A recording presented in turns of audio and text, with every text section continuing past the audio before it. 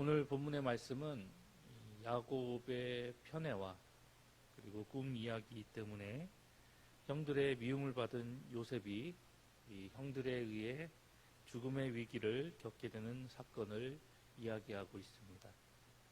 오늘 본문의 사건은 이제 요셉이 앞으로 겪게 될 파란만장한 고난의 삶의 시작이 되는 부분이기도 합니다. 하지만 이는 앞서 자신의 조상인 이 아브라함과의 그 언약에 따라서 출애굽의 배경이 되는 그 야곱 가문의 이 애굽으로의 이주의 이 모습을 온전히 이루시기 위한 하나님의 오묘하신 섭리와 계획이 구체적으로 실현되는 이 순간이기도 하였습니다. 이러한 본문의 내용을 통해서 오늘 우리는 각자에게 말씀하시는 그 하나님의 음성에 귀를 기울여 나가야 할 것입니다. 그렇다면 오늘 본문의 사건을 통해서 하나님께서는 우리에게 무엇을 말씀하고 계시는 것일까요? 먼저 첫 번째로 하나님은 지금 당장은 힘들어도 고난은 성도에게 유익이 된다라고 말씀하고 계십니다.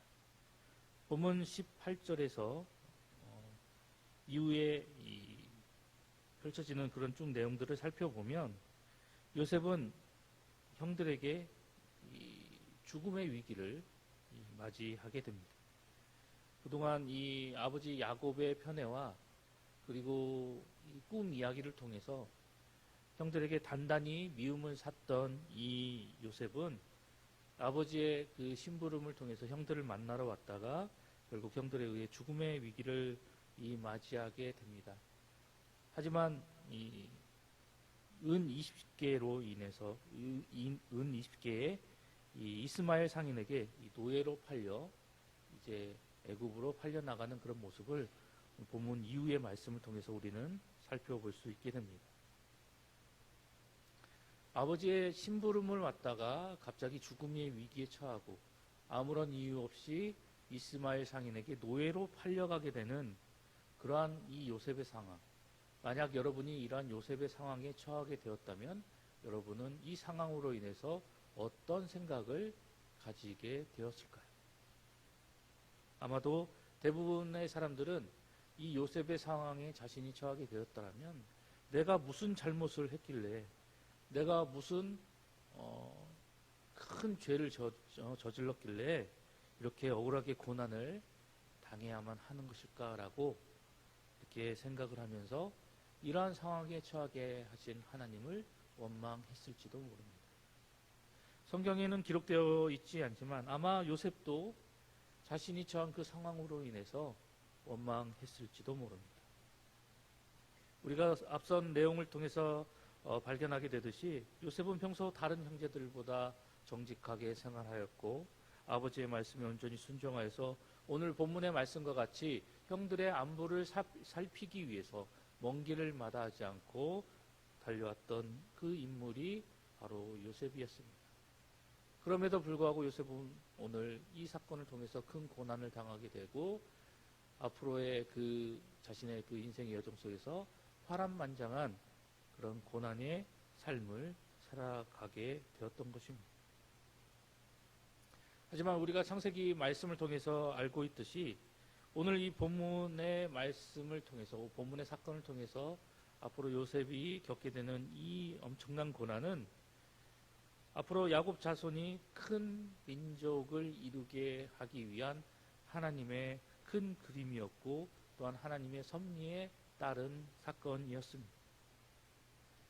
또한 요셉의 이 고난은 요셉이 큰 죄를 저질러서 하나님 앞에 큰 잘못을 저질러서 그에게 내려진 심판이 아니라 오히려 더 큰 은혜와 복을 그에게 내려주시기 위한 하나님의 계획과 섭리 중의 일부분이었습니다. 하지만 이 당시에는 이 고난이 엄청나게 다가와서 이를 통해서 몹시 괴로워할 수밖에 없었고 만약 우리가 요셉이었다면 이를 통해서 원망할 수밖에 없는 그러한 상황이었습니다. 하지만 우리가 이 창세기 말씀을 통해서 발견하게 되듯이 이 고난이 결국 요셉에게는 큰 유익과 복으로 다가오게 되었다라는 것을 우리는 발견하게 됩니다. 이처럼 하나님께서는 성도들에게 평탄한 길을 제시하고 그 길을 걸어가게 하실 뿐만이 아니라 오늘 본문에 등장하고 있는 이 요셉과 같이 때로는 험하고 어려운 고난의 길을 우리 성도들에게 허락하여 주시며 이를 통해서 더 유익하게 하시고 또 이 고난의 길을 통해서 더 큰 은혜와 복을 누리게 하여 주십니다. 하나님께서는 우리 인생의 이 많은 환난과 시련과 고난을 통해서 우리의 믿음을 더욱더 굳건케 하시고 그리고 이 시련과 고난을 통해서 우리가 성도로서 또한 예수 그리스도의 제자로서 우리 예수님을 더욱더 본받아 살아나갈 수 있도록 그 예수님을 닮아갈 수 있도록 때로는 이 고난을 통해서 우리를 이끌어 주신다는 사실을 우리는 잊지 말고 기억해야 할 것입니다.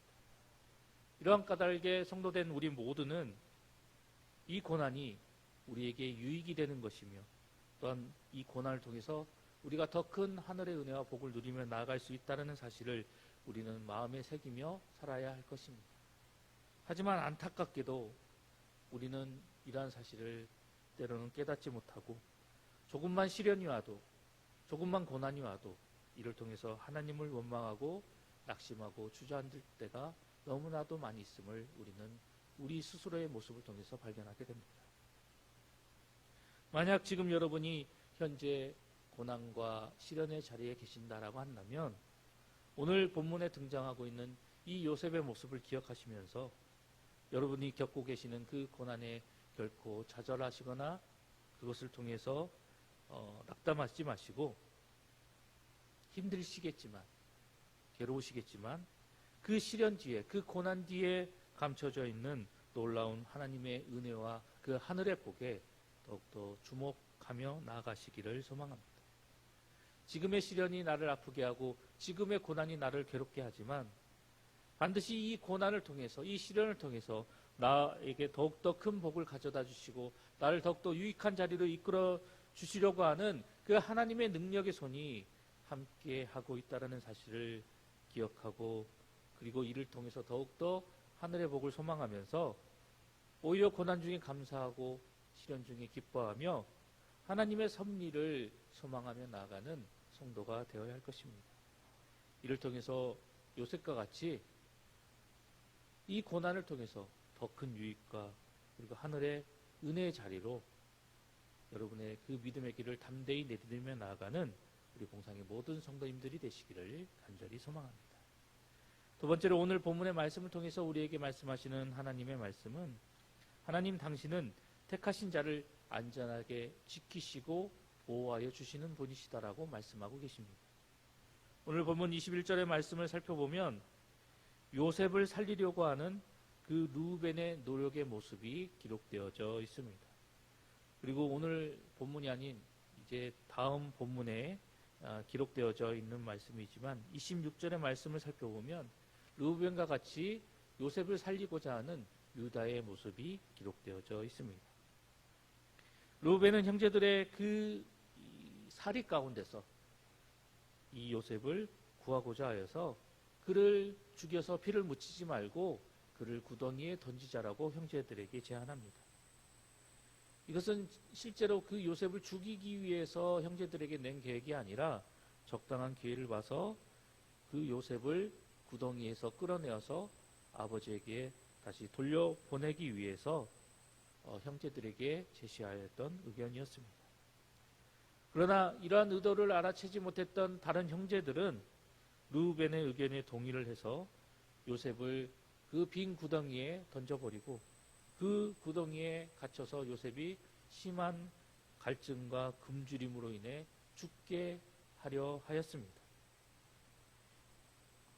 이후 26절의 말씀을 살펴보면 앞서 말씀드렸던 것처럼 이제 이 형제들의 사리 가운데서 동생 요셉을 살리기 위해 또다시 다른 의견을 제시하면서 동생을 살리고자 하는 그 유다의 또 다른 시도가 이어지게 됩니다.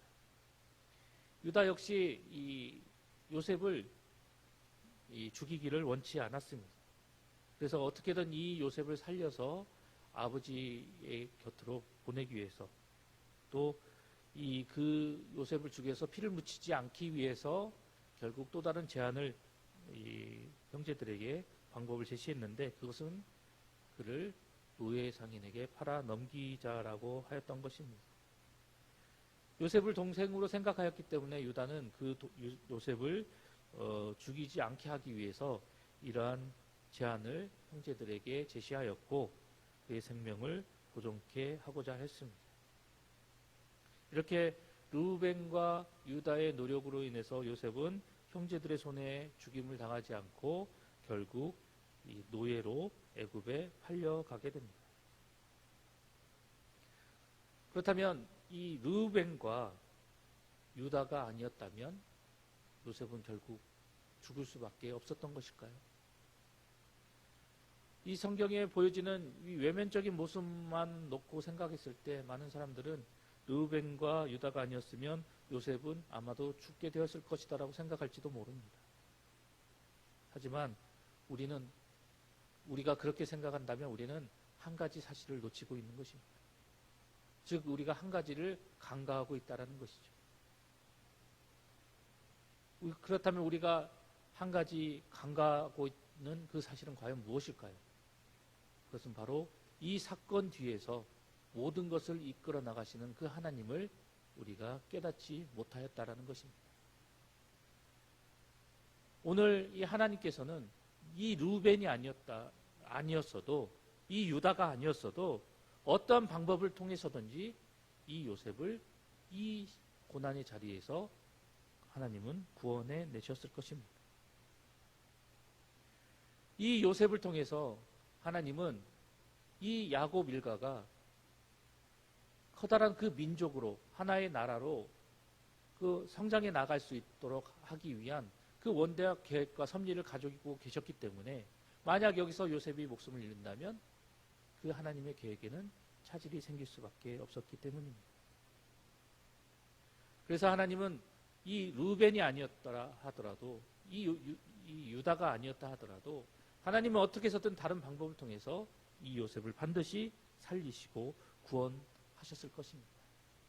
단지 오늘 이 사건 속에서 하나님은 이 르우벤을, 이 유다를 요셉을 살리기 위한 그 하나님의 도구로 사용하셨던 것입니다. 이 사건을 통해서 우리가 반드시 잊지 말고 간과하지 말고 기억해야 할 것은, 하나님께서는 우리 구원의 주체가 되시는 분이시며 어떠한 방법을 통해서든지 우리를 향한 그 구원의 약속을 반드시 지키시고 이루시고 성취하시며 나아가시는 분이 바로 우리 하나님이시다라는 것입니다.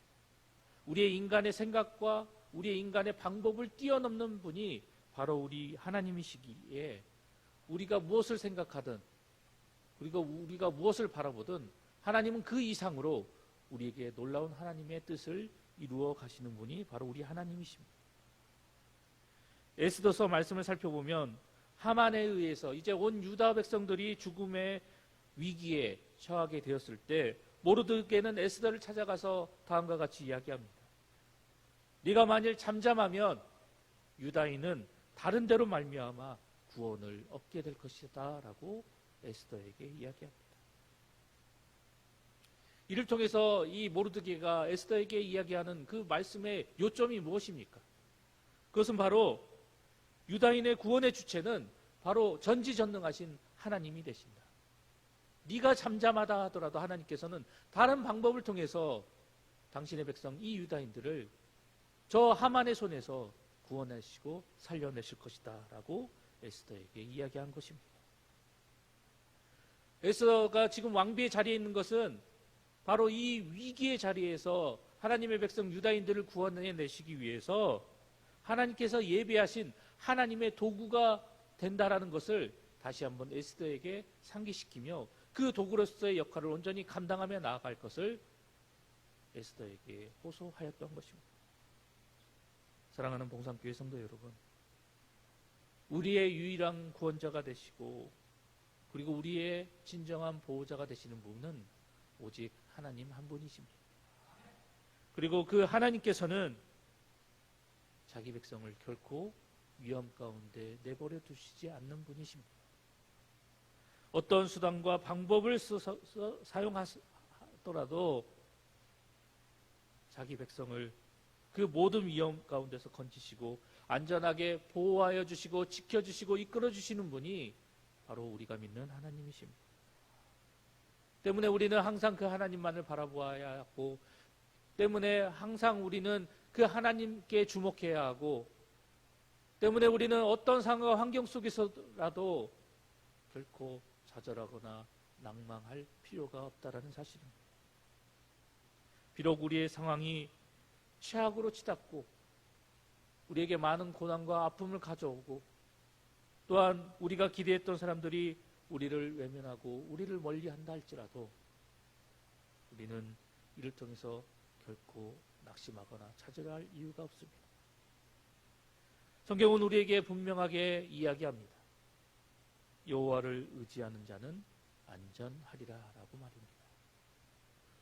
오늘 우리에게 선포하여 주신 이 말씀을 기억하면서 어떠한 상황과 환경이 우리에게 다가온다 할지라도 그 상황과 환경만 바라보지 않고 그 상황과 환경 뒤에 우리를 위해 능력의 손을 내밀어 주시는 그 하나님의 그 능력의 손을 바라보며 오늘도 주어진 하수 속에서 그 전지전능하신 하나님과 함께 동행함으로 이를 통해서 더 큰 은혜와 하늘의 복을 온전히 누리며 나아가는 우리 봉상의 모든 성도님들이 되시기를 간절히 소망합니다.